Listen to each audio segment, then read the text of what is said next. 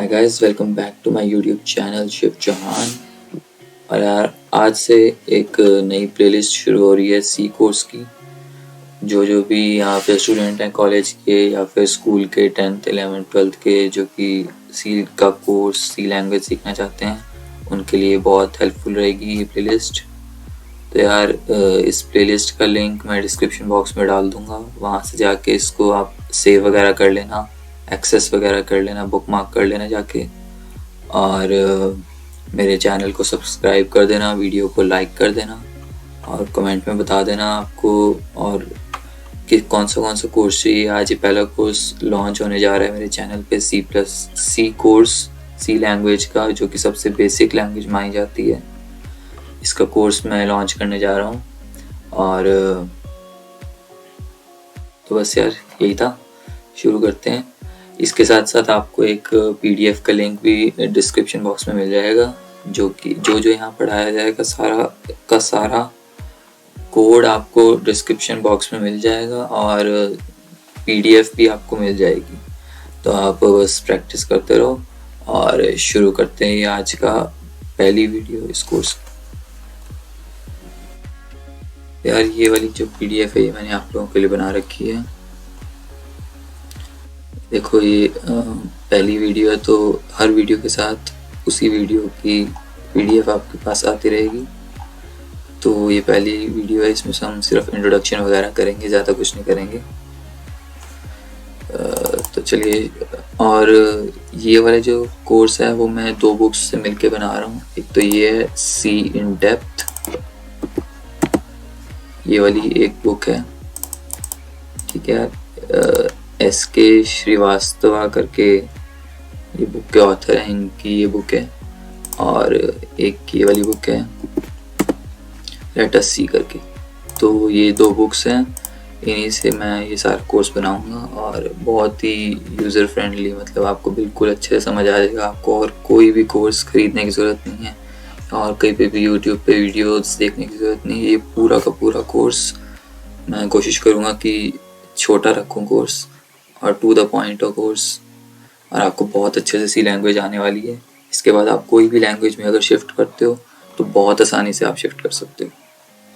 तो इन दोनों बुक्स का लिंक भी मैं डिस्क्रिप्शन बॉक्स में डाल दूँगा, बिल्कुल फ्री लिंक होगा, गूगल ड्राइव का लिंक होगा, आप डाउनलोड कर लेना जाके। तो शुरू करते हैं यहाँ से। तो यार जो सी लैंग्वेज है, सबसे पहले जो सी लैंग्वेज है वो एक बेसिक जनरल पर्पस लैंग्वेज है, जैसे कि यहाँ पे लिखा भी हुआ है कि it is a general purpose language.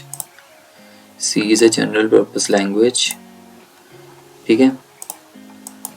Procedural computer language supporting structured programming. अब ये इतनी बड़ी लाइन का मतलब क्या है कि जनरल पर्पस है, मतलब हम जनरली यूज़ कर सकते हैं, प्रोग्रामर यूज़ करते हैं सी लैंग्वेज को टू अलग अलग ऐप्स वगैरह बिल्ड करने के लिए, अलग अलग प्रोग्राम सिस्टम बिल्ड करने के लिए। ये एक प्रोसीजरल लैंग्वेज है जो कि एक स्ट्रक्चर में लिखी हुई है, जैसे कि हम मैथ्स होते हैं, इंग्लिश होती है, एक स्ट्रक्चर में होता है। जैसे हम लेटर लिखते हैं, जो लेटर होता है, जैसे सबसे ऊपर हम लेटर में क्या लिखते हैं कि हम किसको भेज रहे हैं, ठीक है। उसके बाद बॉडी ऑफ द लेटर, और उसके बाद आ जाता है हमारा क्या आता है लास्ट में, सेंडर का एड्रेस या नाम वगैरह। तो वैसे ही एक सी लैंग्वेज एक प्रोसीजरल लैंग्वेज है, स्ट्रक्चरल लैंग्वेज है, जो कि एक स्ट्रक्चर में बनी हुई है कि हाँ पहले स्टेप ये आएगा, फिर ये आएगा, फिर ये आएगा। कोई भी ऊपर नीचे स्टेप हुआ तो ये लैंग्वेज ख़राब हो जाती है, मतलब आपको प्रोग्राम नहीं चल पाएगा, ठीक है। अब बेसिक ऑफ प्रोग्रामिंग लैंग्वेज से शुरू करते हैं। बेसिक्स हम करेंगे। सबसे पहले आते हैं elements of C. Elements of C क्या है, ठीक है। तो एलिमेंट्स जो होते हैं सी के काफ़ी सारे होते हैं, एक एक करके पढ़ेंगे। तो सबसे पहले आते हैं कैरेक्टर सेट्स, ठीक है। कैरेक्टर सेट्स का मतलब होता है इनके 3 कैरेक्टर सेट्स होते हैं, अल्फ़ाबेट, डिजिट और स्पेशल कैरेक्टर। जैसे कि मैथ्स के अंदर भी कैरेक्टर्स होते हैं, अल्फ़ाबेट्स होते हैं जो लाइन्स हम लिखते हैं इंग्लिश की, डिजिट्स होते हैं 1 2 3 मैथ्स के, और स्पेशल कैरेक्टर्स जो कि आप कीबोर्ड के अंदर मिल जाएंगे, जैसे कि ये less than, greater than, percentage sign, ये स्टार का साइन, और भी कई सारे होते हैं, जैसे कि @ हैशटैग वगैरह वगैरह। तो ये सारे होते हैं कैरेक्टर सेट्स। ये हम किस लिए पढ़ रहे हैं सी के अंदर, क्योंकि ये बहुत ज़्यादा यूज़ होने वाले हैं। सी के अंदर नंबर्स ही यूज़ होने हैं, नंबर और अल्फ़ाबेट्स, बस इन्हीं की है खेल सी लैंग्वेज।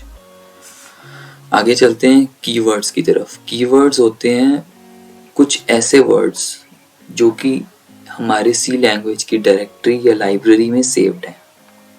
ऐसे 32 कीवर्ड्स हमारे सी लैंग्वेज के अंदर होते हैं, जिनको हम कीवर्ड्स हमें इन्होंने क्यों कहा है। एक तो ये रिजर्व्ड है एक टास्क के लिए, जैसे कि ब्रेक एक टास्क के लिए रखा हुआ है। एक ब्रेक हमें स्पेसिफिक टास्क के लिए रिजर्व किया हुआ हमने, जिसको हम और किसी चीज़ के लिए हम यूज़ नहीं कर सकते। मतलब जैसे कि हम कोई लाइन लिख रहे हैं कि हेलो वर्ल्ड प्रिंट कराना, हमें हेलो वर्ल्ड प्रिंट कराना है सी लैंग्वेज के अंदर, तो उसके अंदर हम ब्रेक शब्द का यूज़ नहीं कर सकते। मतलब कर सकते हैं, पर एज सच हम लैंग्वेज के अंदर कभी भी ब्रेक शब्द का यूज़ नहीं करेंगे, क्योंकि ये पहले से ही रिजर्व्ड है और इसका कोई एक पर्टिकुलर मतलब है लैंग्वेज के अंदर, तो इसलिए हम इसको यूज़ नहीं कर सकते। तो ऐसे 32 वर्ड्स हैं, कीवर्ड्स हैं हमारे सी लैंग्वेज की लाइब्रेरी के अंदर। कुछ के एग्जाम्पल यहाँ दिए हुए हैं, जैसे कि break, float, character, double, default, do, int, while, if, for, long, go to, और भी बाकी सारे 32 है टोटल। तो टोटल 32 हैं। ये आप ऑनलाइन जाके भी सर्च कर सकते हो यार, जैसे कि ये देखो,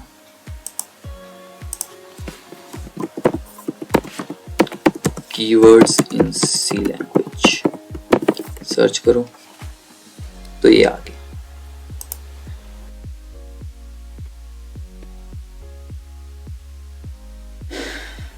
अब ये सारे, ये टोटल 32 हैं।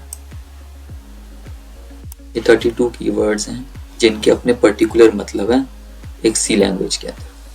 तो ये होते हैं हमारे कीवर्ड्स। ठीक है, आगे चलते हैं डेटा टाइप्स।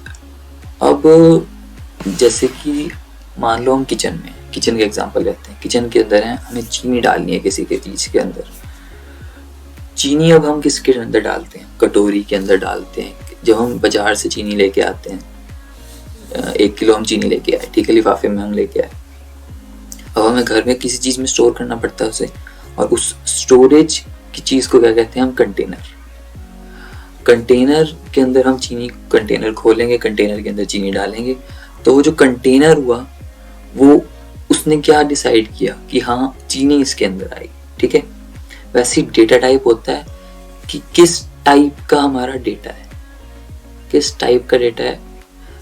जैसे मान लो हमारे पास है कोई नंबर, इंटीजर है हमारे पास 32, 42, 5, 2, ये सब क्या है, इंटीजर्स। मैथ्स में होते हैं ना इंटीजर्स, तो वैसे ये इंटीजर्स है, ठीक है। कैरेक्टर्स 4 टाइप के होते हैं सबसे पहले तो data types, integer, character, float और डबल। तो सबसे पहले आता है इंटीजर, जिसका रेंज होती है -3 to 76 से लेके 3 to 767 तक, ठीक है। नेगेटिव से लेके पॉजिटिव तक होती है इसकी रेंज। उसके बाद आता है कैरेक्टर सेट। कैरेक्टर, और ये जो ब्रैकेट्स में लिखे हुए हैं इंट, कैर, फ्लोट और डबल, इसको हम यूज करते हैं। हम पूरे वर्ड्स नहीं लिखते हैं, इंटीजर, कैरेक्टर, ऐसे पूरे वर्ड्स हम प्रोग्रामिंग लैंग्वेज के अंदर नहीं लिख सकते, इसलिए शॉर्टकट्स, शॉर्ट वर्ड्स लिखते हैं। इंट, कैर, फ्लोट और डबल ऐसे कीवर्ड्स लिखते हैं। यही चीजें मैं बात कर रहा था कीवर्ड्स की, यही है कीवर्ड्स। तो कैरेक्टर्स का कीवर्ड होता है कैर, और इसकी रेंज होती है -128 से 127। अगर आप किसी कॉलेज के अंदर हो तो आपको ये वैल्यूज़ याद रखनी पड़ेंगी, एग्जाम्स में बहुत हेल्प करती हैं ये वैल्यूज़। मतलब अगर ये वैल्यू आप एग्जाम पे लिख दोगे तो काफ़ी अच्छा इंप्रेशन पड़ेगा कि हाँ आपको पता है कि आप क्या लिख रहे हो। उसके बाद फ्लोट, फ्लोट का कीवर्ड फ्लोट ही होता है, और इसकी रेंज होती है -3.4 E -38 to 3.4 E +38। ये रेंज होती है, ये आप गूगल कर सकते हो बड़े आराम से। आप बिल्कुल एग्जैक्ट रेंजेस लिखी हुई हैं, गूगल करोगे सेम ही आएगी। डबल डेटा टाइप का कीवर्ड होता है डबल, और इसकी रेंज ये वाली होती है, ठीक है। तो ये किसी भी चीज़ को स्टोर करने के लिए यूज़ होता है। हमारी पूरी प्रोग्रामिंग लैंग्वेज के अंदर एक जो डेटा टाइप होगा वो काफ़ी इंपॉर्टेंट होंगे हमारे उसके अंदर। प्रोग्रामिंग लैंग्वेज के अंदर हमें डिफाइन करना पड़ता है कि कौन से डेटा टाइप के अंदर हम अपना वैल्यू को स्टोर करना चाहते हैं, ठीक है। अब आते हैं constant. Constant are the values which remain constant throughout the program, जो कि नाम से बता रहे हैं कि कांस्टेंट का मतलब क्या होता है, जो हर टाइम कांस्टेंट रहते हैं। जैसे कि हमने 6th या 7th क्लास में पढ़ा था वेरिएबल्स और कांस्टेंट करके एक चैप्टर था। उसके अंदर वेरिएबल्स जो होते हैं वो एक्स और वाई होते हैं, जो अपनी वैल्यू टाइम के साथ चेंज कर लेते हैं, और कांस्टेंट होते हैं जो हमारी वैल्यूज कांस्टेंट रहती है एट सम टाइम, ठीक है। तो जो कांस्टेंट होंगे वो पूरे के पूरे प्रोग्राम के अंदर हमारे कांस्टेंट रहेंगे, ठीक है। मतलब कि हमने प्रोग्राम के टॉप पे अगर डिफाइन कर दिया है कि हमारा ए जो है वो कांस्टेंट है 5, ए की वैल्यू 5 है, ठीक है। तो पूरे प्रोग्राम के अंदर हम ए की वैल्यू कभी भी चेंज नहीं कर सकते क्योंकि कांस्टेंट है, ठीक है। अब ये बातें आपको बहुत, अगर आप पहली बार सी लैंग्वेज सीख रहे हो या कि कोई और लैंग्वेज आपको नहीं आती तो ये बहुत आपको मुश्किल लगने वाला है, या क्या पता ना भी लग रहा हो, पर आप बिल्कुल भी टेंशन ना लो। अभी तो मैं यहाँ पे PDF से पढ़ा रहा हूँ पहली वीडियो में, आगे अगली वीडियोस में मैं आपको डायरेक्ट अपने कोड लिखना सिखाऊंगा, फिर आपको ज़्यादा अच्छे से समझ आ जाएगा कि आपको क्या करना है, मतलब कैसे होगा। अब बहुत आसान लैंग्वेज है ये, तो बहुत ही ज़्यादा आसान लैंग्वेज है। 1-2 महीने में आपको पूरी लैंग्वेज आ जाएगी, टेंशन लेने की कोई ज़रूरत नहीं है। कांस्टेंट होगी। अब आते हैं वेरिएबल्स। वेरिएबल्स हैं जो कंटेनर के अंदर स्टोर हो रहे हैं, ये एक कंटेनर है।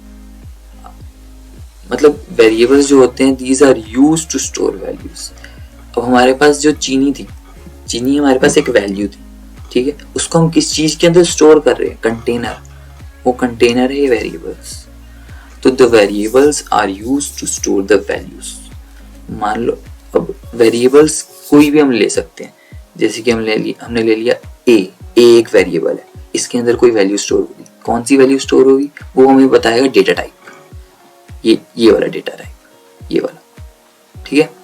डेटा टाइप से हमें पता चलेगा कौन सी वैल्यू स्टोर करनी है, और वेरिएबल्स तो जो कि कंटेनर है, ठीक है। आगे जाके और समझ आएगा। अब ये देखो यहाँ पे समझ आएगा डिक्लेरेशन ऑफ वेरिएबल्स में। अगर मैं कह रहा हूँ कि डेटा टाइप वेरिएबल नेम, ठीक है, ये ऐसे डिक्लेयर करते हैं एक प्रोग्राम के अंदर, ऐसे डिक्लेयर किया जाता है हमें।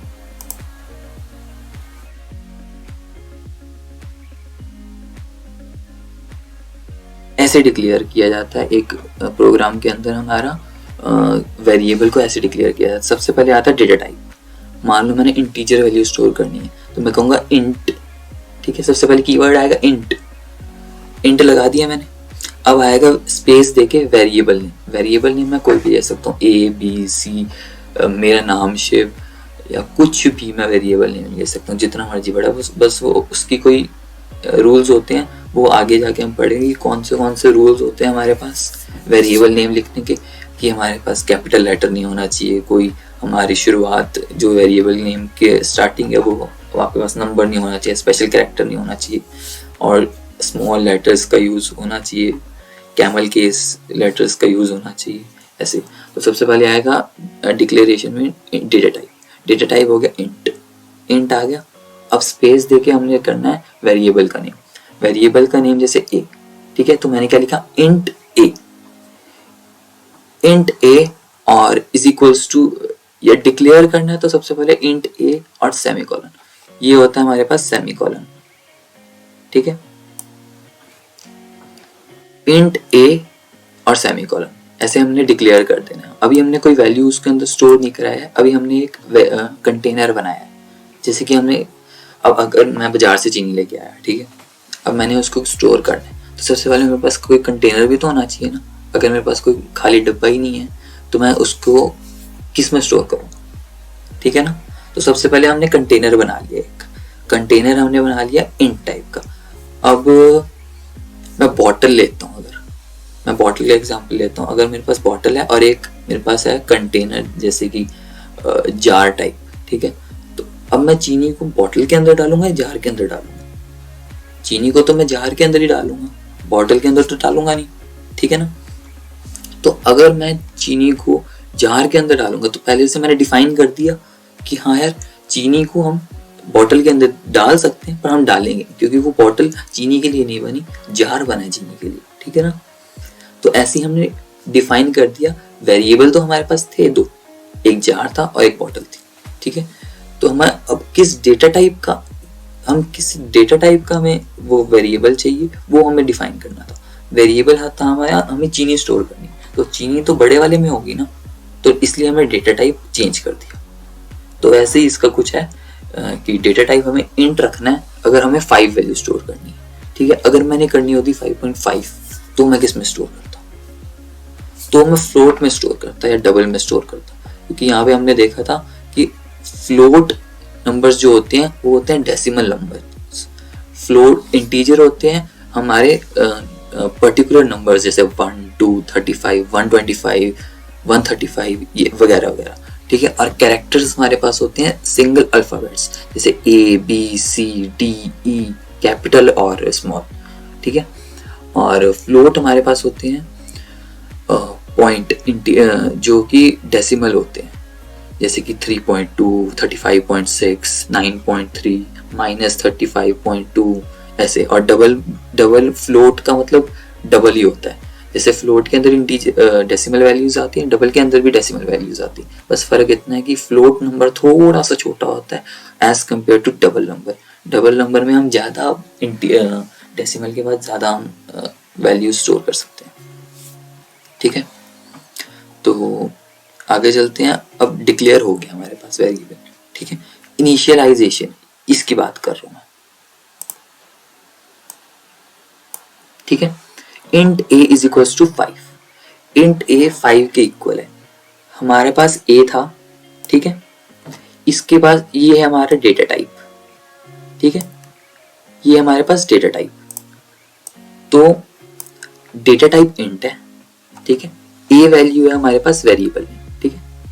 और हम अब उसको एक वैल्यू प्रदान कर रहे हैं, हम उसको एक वैल्यू दे रहे हैं, एक वैल्यू दे रहे हैं, 5 वैल्यू दे रहे हैं, ठीक है। 5 वैल्यू हमने क्यों दी, 5 वैल्यू हमने चलो दे दी, a को हमने 5 वैल्यू दे दी, पर अब वो इंटीजर है इसीलिए उसके पास 5 वैल्यू आई। अगर वो कैरेक्टर होता तो उसके अंदर कुछ स्टोर ना होता, इसीलिए हमें एक डेटा टाइप डिफाइन करना बहुत जरूरी है। अगर हम डेटा टाइप के बिना a इज इक्वल टू 5 में लिख दूंगा ना तो प्रोग्राम में एरर आ जाएगा।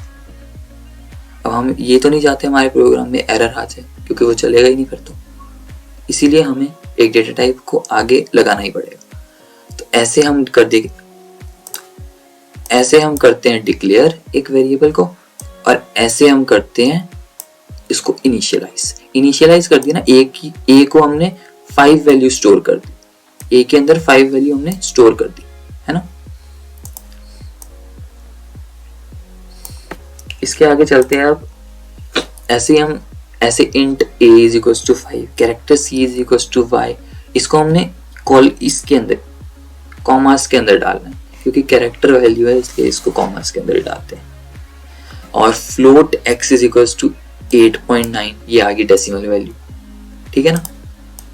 अब मैं कह रहा था कि मैंने एक बार कहा था बीच में पहले कि जो हमारा वो वेरिएबल होता है उसको हम ABC या हम कोई भी नाम भी दे सकते हैं, जैसे मेरा नाम शिव, ये भी दे सकते हैं। ऐसी मैंने टोटल एक वेरिएबल बनाया है इन टाइप का, जिसकी टोटल वेरिएबल बनाया ना मैंने, वेरिएबल में ABC भी बना सकता हूँ और टोटल बड़े बड़े नाम भी दे सकता हूँ। और बड़े बड़े नाम देना ज़्यादा हेल्पफुल रहेगा बड़े बड़े प्रोग्राम्स के अंदर, जब हमारे पास बहुत सारी lines of 1000 line of code होगा तो हमारे पास बहुत हेल्प मिलेगी हमें कि हम लंबे लंबे बड़े बड़े कोड्स लिखें।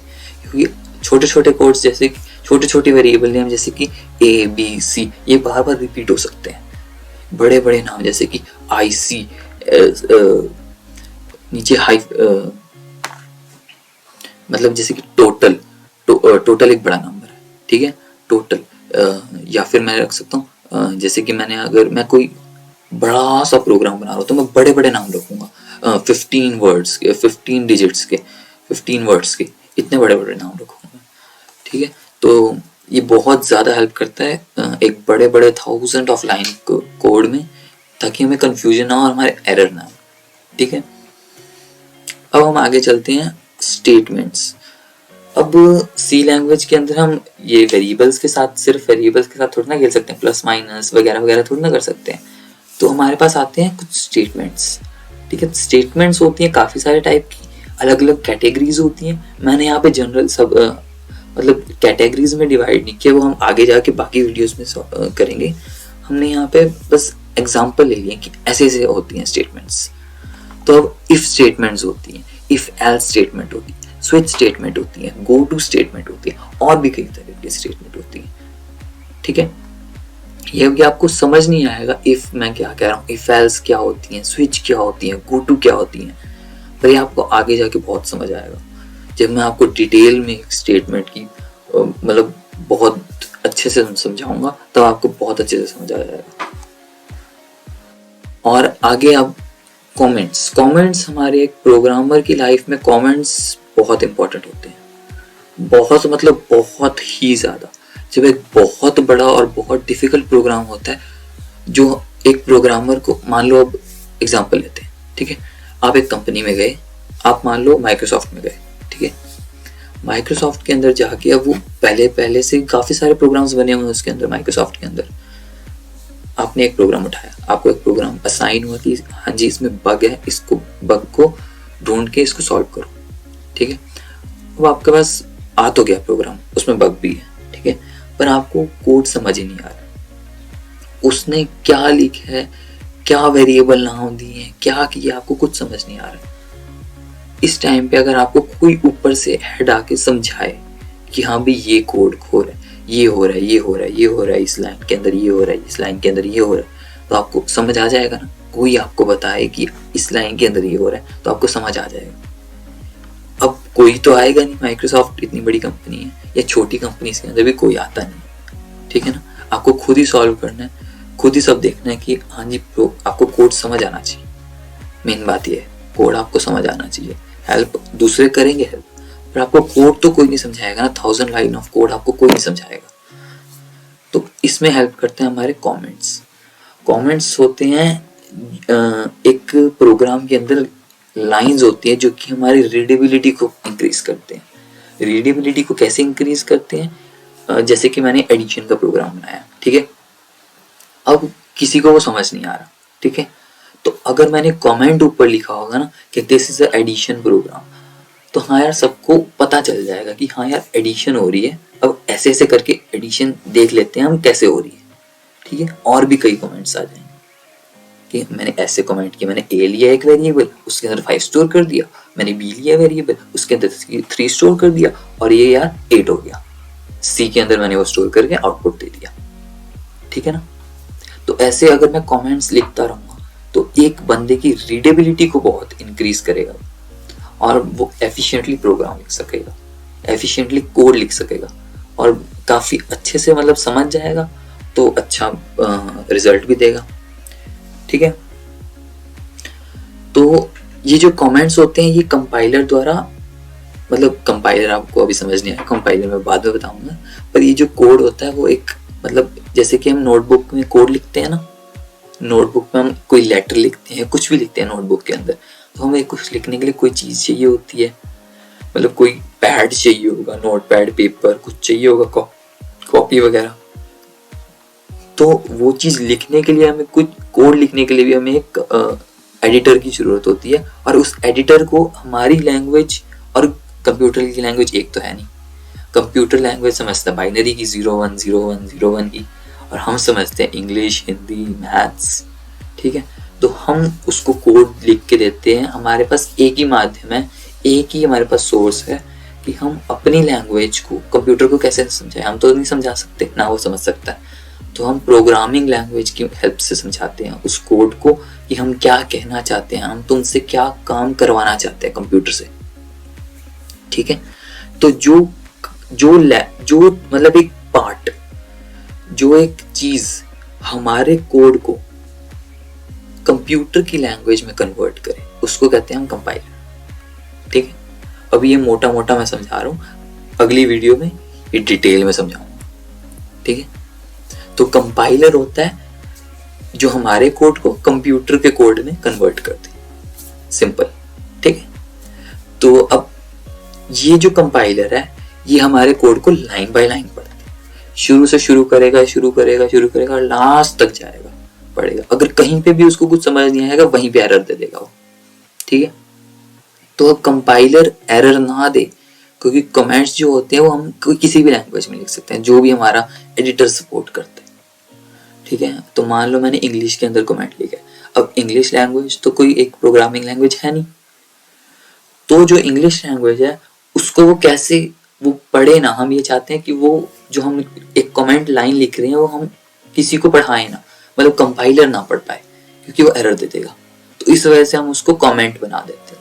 अब कमेंट हम दो तरह से बना सकते हैं, एक होता है हमारे पास सिंगल लाइन कमेंट, ठीक है, और एक हमारे पास होता है मल्टी लाइन कमेंट, ठीक है। अब कमेंट लिखते कैसे हैं, ये कमेंट ही लिखे हुए, ये कमेंट ही लिखे हुए, ये यहाँ पे 2 स्लैशेस लगाने हैं, बैक स्लैश, ठीक है, 2 स्लैश लगाने हैं और आगे कोई भी एक लाइन लिख देनी है। जैसे मैंने लिखी है सिंगल लाइन कमेंट, ये मैंने लिखा है ना, तो this is a single line comment, ये हमारे पास सिंगल लाइन कमेंट है जो कि शुरुआत होता है 2 स्लैशेस, हमारे 2 स्लैशेस लगाने और आगे पूरी लाइन में हम कुछ भी लिख सकते हैं, हमारा कंपाइलर उसको रीड नहीं कर पाएगा, रीड करेगा पर इग्नोर कर देगा, ठीक है। अब ये होगी सिंगल लाइन कमेंट, एक लाइन के अंदर लिख सकते हैं। अब अगर मैंने different multiple line of comments लिखने हैं, ठीक है, एक लाइन में हमारा पूरा नहीं आ रहा, मैंने मल्टीपल लाइन ऑफ कमेंट लिखने हैं, ऐसे डिवाइड कर करके, तो मैं क्या करूंगा, तो मैं करूंगा एक बैकस्लैश स्टार जो कि यहाँ पे 8 के ऊपर होता है, कीबोर्ड के अंदर 8 के ऊपर आपको स्टार मिलेगा, वो वाला स्टार, तो स्टार, ठीक है, फिर कुछ भी लिख दो, उसके बाद आप कुछ भी लिख दो कितनी मर्जी लाइन में, चाहे 1000 लाइन का कमेंट लिख दो, ठीक है, बस लास्ट लाइन में, लास्ट वर्ड के लास्ट में आपको क्या करना है, स्टार और एक बैकस्लैश हो, जैसे लिखा हो ना, बैकस्लैश स्टार, फिर this is a multiple line comment, ये मैंने अलग लाइन में लिखा, दिस इज अ एक लाइन में, मल्टीपल लाइन एक लाइन में और कमेंट अगली लाइन में, ठीक है। उसके बाद लास्ट में लिखना है मैंने स्टार और एक बैकस्लैश, ये बन गया हमारा मल्टी लाइन कमेंट। अब इस कमेंट को कोई नहीं पढ़ पाएगा, कंपाइलर तो पढ़ ही नहीं पाएगा, तो बाकी पढ़ पाएंगे, कंपाइलर नहीं पढ़ पाएगा, तो कंपाइलर इस लाइन को इग्नोर करेगा और ये हो गए हमारे कमेंट्स, ठीक है। इतना समझ आ गया, रिवाइज कर लेते हैं थोड़ा सा। अच्छा, मैंने ये नहीं बताया कि सी लैंग्वेज बनाई किसने है। C language is developed by Dennis Ritchie. ये क्वेश्चन आ सकता है आपको, मतलब अगर आप एग्जाम कोई दे रहे हो तो ये कॉमन क्वेश्चन बन सकता है, इजीएस्ट क्वेश्चन, पर बच्चे ये पढ़ते नहीं है तो ये हार्डेस्ट बन जाता है उनके लिए। इसलिए Dennis Ritchie is the founder of C language, उसने ये सी लैंग्वेज बनाई। कब बनाई है? 1972 के अंदर बनाई है, ठीक है। ये बात हमें समझ आगे जी। तो सी एक जनरल पर्पस लैंग्वेज है, ठीक है, जो कि स्ट्रक्चर प्रोग्रामिंग में एक एक करके एक के बाद एक लिखी जाती है, ठीक है। एलिमेंट्स हमारे पास है कैरेक्टर सेट, जो कि अल्फाबेट होते हैं, डिजिट होते हैं, स्पेशल कैरेक्टर्स होते हैं, ठीक है। इसके अंदर कीवर्ड्स होते हैं 32 टाइप के, जैसे कि कैर, फ्लोट, ब्रेक, और भी पढ़ सकते हो। इसकी फोटो मैं डिस्क्रिप्शन में डाल दूंगा, ठीक है। एक फोटो का लिंक होगा, कीवर्ड्स का होगा, सबके आगे लिख दूंगा ये कीवर्ड है, ये बुक है, सब पता चल जाएगा, टेंशन नहीं लेनी, ठीक है। डेटा टाइप्स, कौन से टाइप का हमारे पास वेरिएबल है, ये वो डिफाइन करने की हेल्प करता है, ठीक है। ये इसकी रेंजेस हैं, ठीक है, और ये इसकी जो हम लिखते हैं कोड के अंदर, ठीक है। कॉन्स्टेंट होते हैं जो कि हमें पूरे के पूरे प्रोग्राम के अंदर हम कांस्टेंट होते हैं जो हम पूरे के पूरे प्रोग्राम के अंदर कांस्टेंट रखते हैं, ठीक है। ओके, आगे समझो।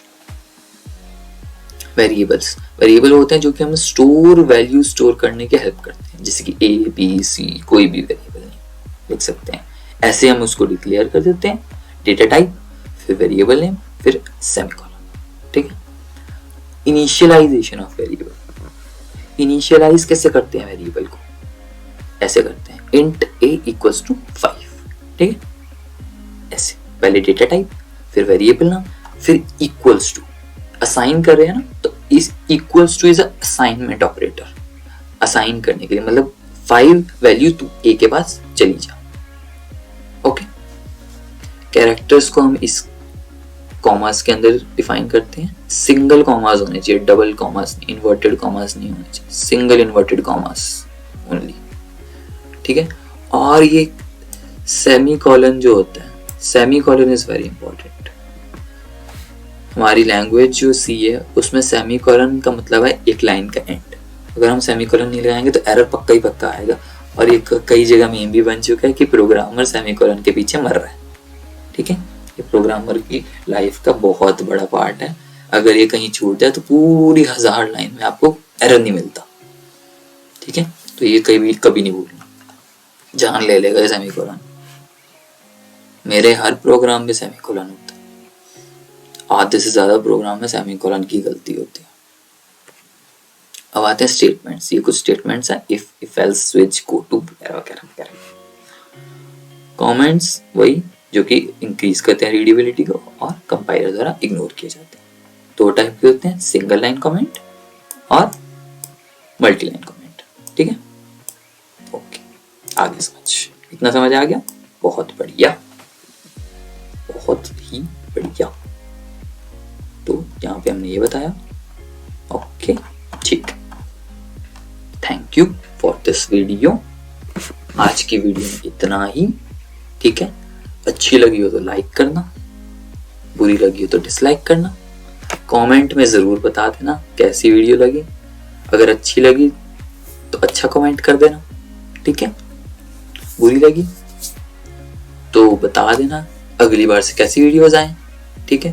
और अगर पढ़ाने का तरीका पसंद आया तो प्लीज प्लीज बता देना, मोटिवेशन ही मिलेगी, ठीक है। और ये प्लेलिस्ट आगे, अब पूरी प्लेलिस्ट खत्म होने वाली, खत्म होगी, अभी तो शुरुआत हुई है, खत्म करके ही चैन से बैठेंगे, ठीक है।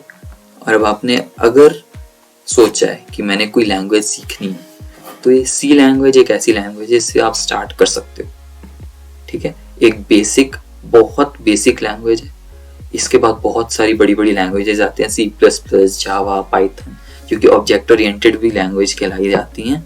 ये एक बिल्कुल स्ट्रक्चर्ड लैंग्वेज है और बहुत, मतलब बहुत ही लो लेवल, ठीक है। तो ये जो है लैंग्वेज, ये आपको बहुत अच्छे से सीखोगे अगर, तो आगे जाके और लैंग्वेज में बहुत ज्यादा हेल्प मिलेगी।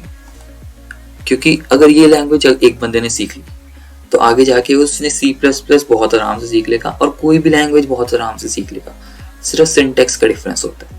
और ये जो सी लैंग्वेज है ये तो काफी, मतलब डीप लैंग्वेज है, तो ये काफी अच्छे से अगर आपने समझ ली तो आपको कोई भी लैंग्वेज आसानी से आ जाएगी सिर्फ 2 मंथ के अंदर। और ये भी मैं 2 मंथ के अंदर खत्म कर दूंगा, गारंटेड, ठीक है। ये कोर्स मिनिमम 2 मंथ के अंदर खत्म हो जाएगा, प्रॉमिस, खत्म कर देंगे, कोशिश पूरी रहेगी, कर देंगे खत्म, ठीक है। और अगर कोई भी पार्ट आपको पता है, अगर इस प्लेलिस्ट के अंदर कोई भी वीडियो के अंदर कोई भी पार्ट आपको पता है कि मान लो मैंने एक इफ स्टेटमेंट की वीडियो बनाई और इफ स्टेटमेंट आपको आती है तो स्किप कर दो, कोई बात, स्किप कर दो। बाकी लोग कहते हैं ना कि हाँ जी वीडियो देखो देखो देखो, आप मेरी वीडियो स्किप कर सकते हो, कोई बात नहीं। अगर आपको आती है तो आप अगली वीडियो पे जा सकते हो, पर अगर नहीं आती तो जरूर देखो, ठीक है। कोई वीडियो आपने छोड़नी नहीं है अगर आपको नहीं आती। अगर आपको पूरी अच्छे से लैंग्वेज सीखनी है तो आपको हर एक वीडियो प्रॉपरली देखनी है। आज पहली वीडियो इसलिए इतनी बातें कर रहा हूँ, ऐसे इतनी बातें नहीं करने वाला है, ठीक है ना। अच्छे से समझाऊंगा, बहुत ही अच्छे से आपको समझ आने वाला है।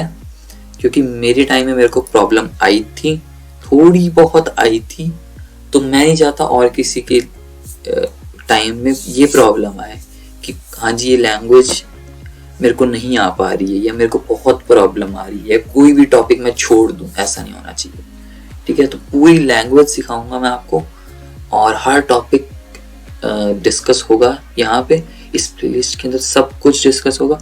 बस आपकी मोटिवेशन की ज़रूरत है, आपको ये छोड़ना नहीं है। अगर आपने शुरू कर दिया तो छोड़ना मत बिल्कुल भी।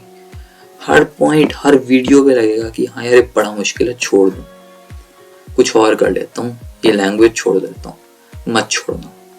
एक बार सोच लेना कि आपने शुरू क्यों किया था, क्योंकि अगर शुरुआत का पता लग जाता है ना कि मैंने शुरू क्यों किया था, तो फ्लो बना रहता है। ठीक है, तो यार आज की वीडियो के लिए इतना ही। बस लाइक शेयर कमेंट कर देना, और अगली वीडियो बहुत ही जल्दी आने वाली है। Thank you.